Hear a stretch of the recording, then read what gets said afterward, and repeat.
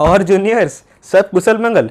तो आज हम देखने जा रहे हैं सीताराम सक्सेना जी द्वारा लिखित डायरी का एक पन्ना का अंतिम एपिसोड नंबर 2।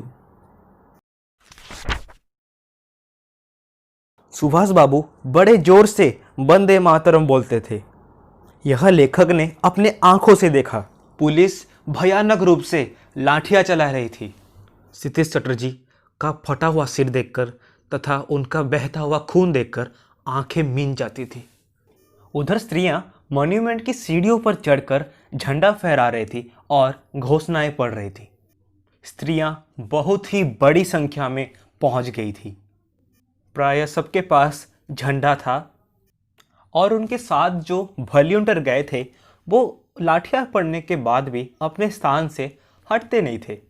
सुभाष बाबू यानी सुभाष चंद्र बोस जी को पकड़ लिया गया और गाड़ी में बैठाकर लाल बाजार के लॉकअप में भेज दिया गया। कुछ देर बाद स्त्रियां जुलूस बनाकर वहां से चली।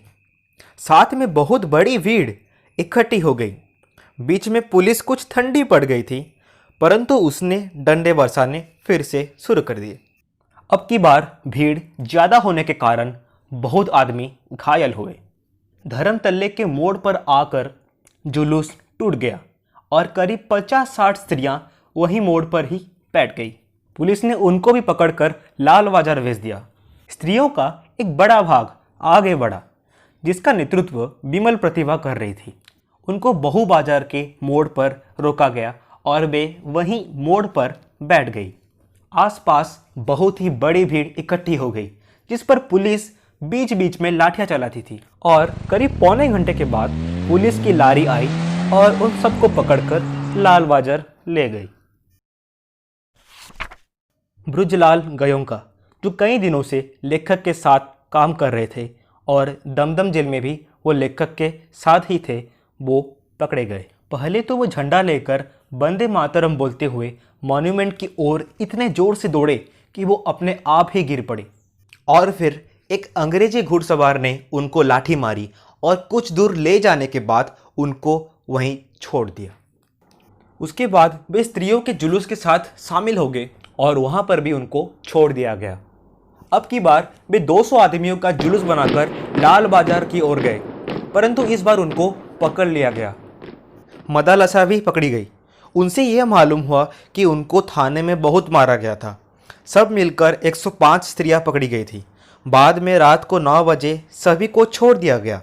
कलकत्ता में आज तक इतनी स्त्रियां एक साथ गिरफ्तार कभी भी नहीं हुई थी।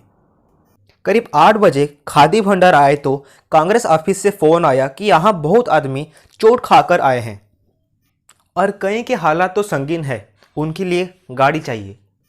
जब लेखक जानकी देवी के साथ वहाँ गए तो उन्होंने देखा कि बहुत लोगों को चोटें लगी हुई थी। डॉक्टर दासगुप्ता उनकी देखरेख तथा फोटो उतरवा रहे थे। उस समय तक 67 यानी 67 आदमी वहां आ चुके थे।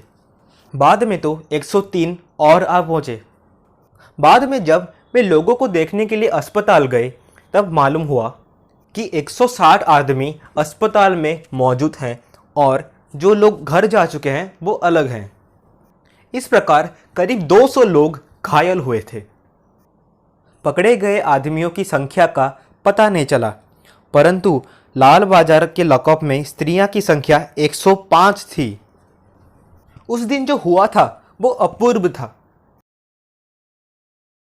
कलकत्ता के नाम पे जो कलंक था कि यहाँ कोई काम नहीं हो सकता, वो आज बहुत अंश तक धुल गई।